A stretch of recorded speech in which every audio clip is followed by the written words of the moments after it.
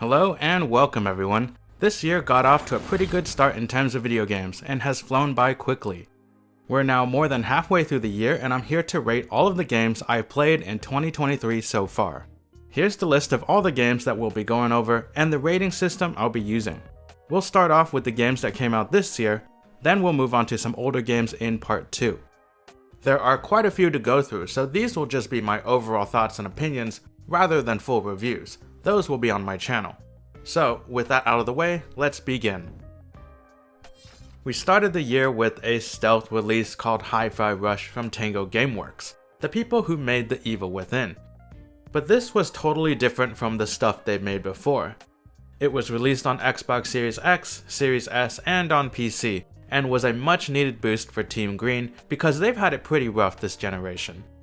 But I will not be joining in on everyone's praises because Hi-Fi Rush was overhyped and overrated. It's certainly not a bad game, but I didn't think it was amazing either. We have all these clickbait outlets already calling it Game of the Year. Like, calm down guys, it's January, alright? But let's start off with the good. It was super polished, which deserves praise because the state of game releases nowadays is atrocious. And I also loved the comic book art style. It was colorful, vibrant, and the animations were great. But these were the only things that stood above the competition. I just didn't like the gameplay that much. This style of combat didn't gel with me. If you like the gameplay from the Devil May Cry series, then this game will be up your alley. The voice acting was good, but that could only take you so far. And the writing was just okay. There were some funny moments for sure, but overall it wasn't enough. However, I was sadly a little disappointed by the music, simply because I didn't recognize more than half of the soundtrack. The opening song by the Black Keys is awesome, and I was like, is the soundtrack going to be this good for the whole game? No, it wasn't. Everything after was kind of forgettable. Maybe 9 Inch Nails isn't my thing. So my score for Hi-Fi Rush is a 6.5. It was fine, but it's not a Game of the Year contender for me. However, if you like the combat and music, you can easily add another 2 points to my score. Next up is Hogwarts Legacy. This game was awesome, and it really captured the magic that made Harry Potter so special. I was instantly enchanted by the castle, and time just flew by so fast in that game. I don't think this will win Game of the Year, but honestly, it probably shouldn't because there are other games that deserve it more. But let's talk about what worked. The graphics looked great, the music was decent, and the voice acting was good. The combat was surprisingly fun, and the progression system worked really well too. However, the most important thing was the atmosphere, which was an absolute workhorse. It carried the game so hard that even PETA got involved. If you didn't fall in love with the setting, then this was just another run-of-the-mill open-world game. And that's one of the downsides. The open-world activities are pretty repetitive, and the main story lacks some depth. It wasn't bad, but it was pretty basic. And on top of that, day 1 performance wasn't great, but it was playable, I guess. So it's obviously not a perfect game, but the good easily outweighed the bad. And for a Harry Potter fan like myself, I had a great time, so I'm giving it an 8 out of 10. Oh, I almost forgot. Let's talk about Crisis Core Final Fantasy VII Reunion. This came out at the end of last year, but I'm going to put it here anyways. In typical Square Enix fashion, the naming sucks, but let's not hold that against it. It's far from the worst they've come up with. So who is this made for? Well, the main reason you'd play this is because it's a prequel to FF7, and if you wanted to learn more about that world and its characters, then this is one way to do it. The story was decent, but I wanted more. I was really hoping to learn more about Sephiroth and the Turks, but unsurprisingly, the story focuses mostly on Zack, a little bit on Cloud and some other characters, so that's cool too. In terms of visuals, it didn't quite get the remake treatment, but it looks very good, and more importantly, it's infinitely more playable than the original. Funny enough, it's the pre-rendered cutscenes that look the most dated because they were reused from the original, while everything around it got a major uplift. The combat is more in line with FF7 Remake, but it's simpler because you only control Zack, but it's still fun. The music is great as with all Final Fantasy games, but the dialogue is cheesy because it remains unchanged from 2007, which is charming in its own way. If you're just starting out in the FF7 universe, then I'd play 7 Remake before this. But Crisis Core remains a solid offering for FF7 fans to learn more. So I give this a 7.5 out of 10. Atomic Heart is a weird one since I thought I was gonna like it, but it turned out to be a disappointment. Granted, I didn't get very far, so what I'm saying doesn't carry a whole lot of weight, but for what it's worth, I didn't hate it. And I might revisit the game in the future, but something about it just didn't feel that fun. Based on reviews, it's scored in the 70s on average out of 100, so decent scores, but it's not a game that's mentioned much when you ask people what their favorite games were this year. But it did have some great looking visuals. I wasn't a fan of the protagonist's voice or the writing, and I didn't like the rapey refrigerator, but I could get past that. If I decide to pick it back up, hopefully I can get to a point where I can really experience the core gameplay and combat. I obviously can't give this a real score, so take this with a grain of salt from someone who's only played a couple hours. But it seemed pretty mediocre to me. So I'm giving it a 5.5, but also a DNF. Alright, let's get into Resident Evil 4 Remake. Oh man, this game didn't just live up to expectations, it exceeded them. The original RE4 is getting old. Now, it's aging quite well, but time isn't doing it any favors. So one can justify remaking the game, and it was clear that some things had to change. The old controls wouldn't work in today's market, so they were modernized. The overall tone was tweaked, so it's a bit more serious this time. Characters were rewritten for the better, and in 2023, Ashley can finally climb down ladders on her own, like the independent What? I shouldn't say that? Okay, some content was cut, which really pissed some people off, but I actually like what they did. It made the game feel more streamlined, and thus it felt better to play. But they didn't just make cuts and call it a day. If they did, we'd have another RE3 situation, and Capcom HQ would have been burned down. They extended some old parts and added in some new parts too, so it more or less evens out. The only thing I didn't love about the new RE4 was Ada's voice, but I didn't hate it either. I just thought it was alright. But it started growing on me towards the end though. Unfortunately, technical performance on day 1 should have been better. What's new? But to top things off, the game looks incredible and the combat felt really good.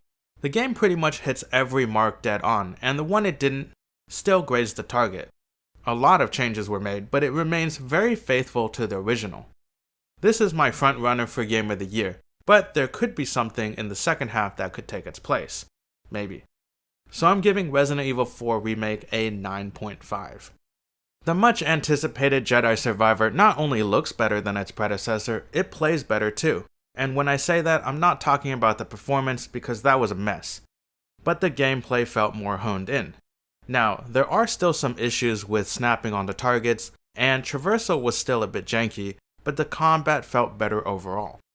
The voice acting was good, the writing was good, and even though they couldn't get the rights to the actual Star Wars music, the music was good too. In addition, the atmosphere was great. Each new area was unique, so the game felt big without being overwhelming and bloaty. And it was really fun exploring since this game had some open world elements. Jedi Survivor was an amazing game, but let's not downplay its horrible state at release. I hope it's mostly fixed by now, but I'd have to check since I haven't played in a while. Outside of visual glitches, some bugs, and the occasional crash, I crashed 4 times by the way, I'd have to restart the game every couple of hours or so, because performance degradation on PC was really bad. Still, that wasn't enough to kill my experience, so I guess I got off pretty easy. For performance reasons alone though, Jedi Survivor shouldn't win Game of the Year despite having so many Game of the Year qualities. I just don't want the community to set a precedent that it's okay for a game to be broken at release. If it had been delayed and those issues were fixed before it came out, then it would be a contender for sure.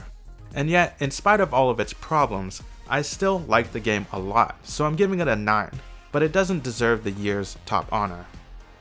Fighting games typically don't make a splash outside of its community, but Street Fighter 6 may be one of the few fighting games that might actually get nominated for Game of the Year. It's possible, right? But what makes me say that? What makes Street Fighter 6 so special? For one, the game is insanely fun. Online play is better than ever, and it's one of the better optimized games on release. It's not perfect, but it was decent. The launch characters are cool, and I really didn't feel like it was missing any features. But unfortunately, it does contain some of the worst microtransactions. At what point do we call them macrotransactions? I'm not a fan of purchasing character packs every year just to have a complete roster, or pay the outlandish prices for the Ninja Turtle skins. But what can you do at this point? Other than that, there's not much to complain about. It looks great, sounds good, and has some really good music too. Arguably, the thing that sets SF6 apart from other fighting games is the World Tour mode. In addition to the standard arcade mode, the World Tour is an entire story focused on a character you create. You'll start in Metro City and travel the world meeting all of the famous fighters like Ryu and Chun-Li. There's a ton of good content, and I was surprised how many hours it took to complete. The only issue I had with it was how grindy it became at the end. The first 2/3 were awesome, but the last portion wasn't so great. With that said, the World Tour mode is still worth playing, but it could have been so much better if it weren't for the slowdown at the end. All in all, Street Fighter VI raises the bar for what a fighting game could and should be. It's a great game that's sadly soured by some horrible in-game pricing, but I'll still give it an 8 out of 10. Alright, so those are the new games. Let's move on to part 2 with some games from yesteryear. Honestly, these games aren't even that old, but I never got a chance to play them when they were released, but I was finally able to play them this year. There are a few gems, but also a few duds, so let's check them out. We'll start with Marvel's Spider-Man: Miles Morales. This game was pretty much what I expected it to be. The original Spider-Man from 2018 was great, and this was too. I mean, they didn't really change all that much. Traversal was fun, combat was good, the music was good, and the story was good too, but it's very short. Sony knew that, so it was launched at less than full price, but even at $50, it didn't feel like you were getting your money's worth. Miles Morales cuts down on a lot of the tedium from the original and added the visual snake oil that is ray tracing, but it ultimately felt like a glorified piece of DLC. If you liked Spider-Man from 2018, then you'll like this too. This scores an 8 in my book. Next is High on Life. Sadly, this was a miss. I'm a fan of Rick and Morty, but that show has something that this doesn't. Nothing was particularly off-putting, it just wasn't that funny. But if the humor is supposed to be a major selling point, then this misses the mark for me personally. Other than that, the gunplay was okay. Not terrible, but not particularly satisfying either. Also, performance wasn't great on PC. Not that that would have changed anything. I didn't get very far, and I was done after a few hours. I think this is a mediocre game, and scores a DNF as well. Next up is Forza Horizon 5. I haven't been into a racing game for a very long time, but this was a nice change of pace. It was such a blast. The intro hooked me, and I just kept playing. The driving was fun, the game sounded awesome, had some good music, and looked amazing. Performance was also spectacular, one of the best optimized games in the past few years for sure. And to really credit the developers, they knocked it out of the park. Forza Horizon 5 had a big map with a cool setting and felt like a complete game, so I'm giving it a well-earned 8.5. Alright, let's move on to Sable. Sable is one of the most relaxing games I've played in recent memory. Travel the sandy seas in search of, well, that's totally up to you. Play at your own pace without the fear of missing out on anything. There's no combat, there's no health bar, collectibles aren't missable, everything can be done at your leisure. The music is so good and incredibly serene. The art style is so cool, and it was just a heartwarming experience with some bittersweet moments. What you get from this is totally up to you, so if you don't like exploring, then this might not be for you. However, it's really only the poor performance that holds this game back from achieving greatness. This will range from severe stuttering to occasionally desyncing, which is slightly annoying.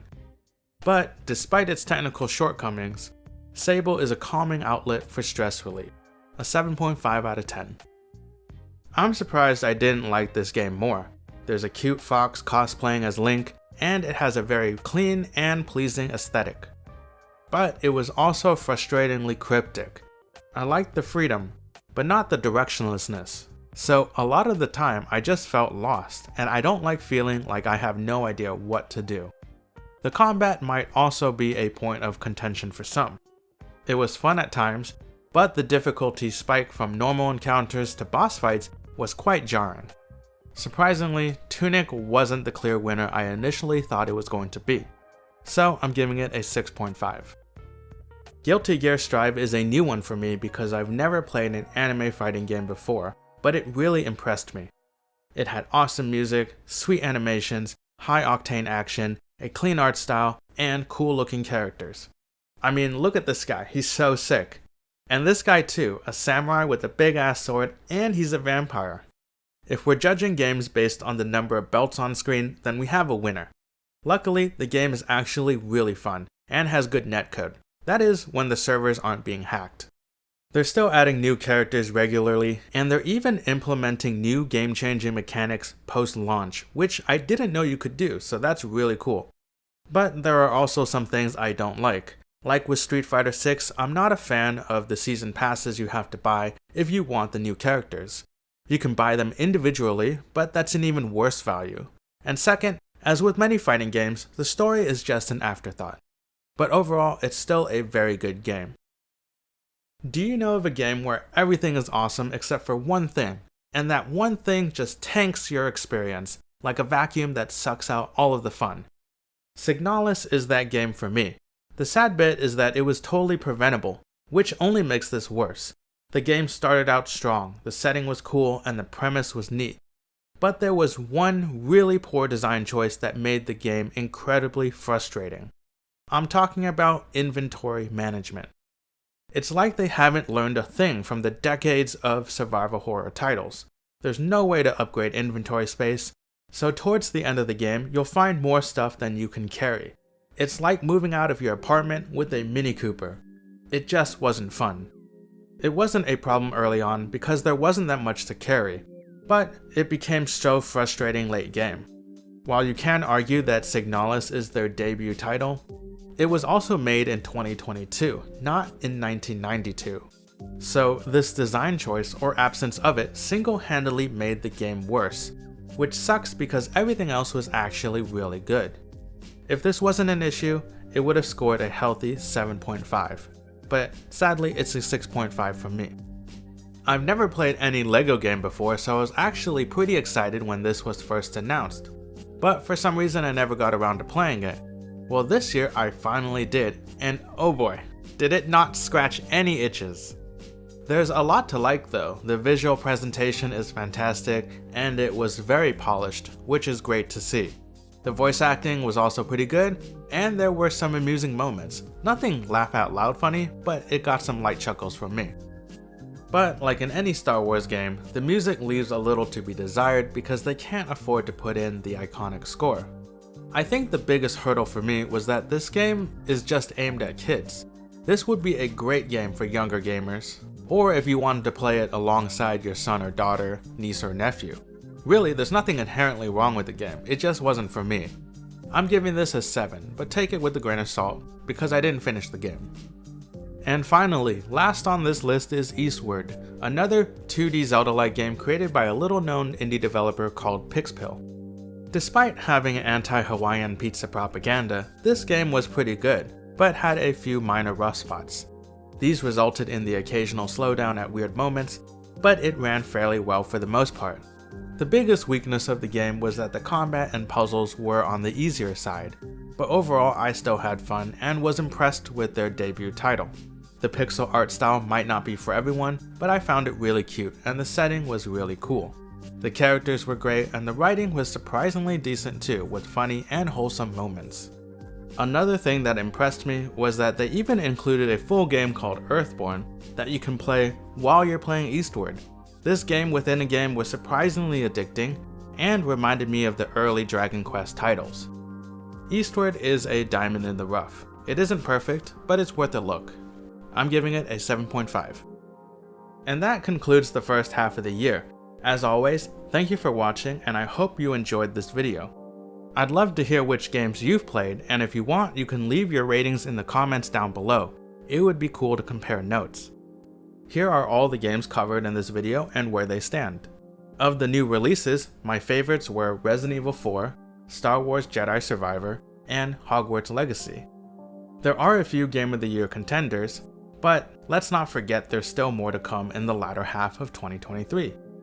As for the older games, Forza Horizon 5 and Marvel's Spider-Man: Miles Morales really stood out. However, High on Life and Atomic Heart were slight letdowns.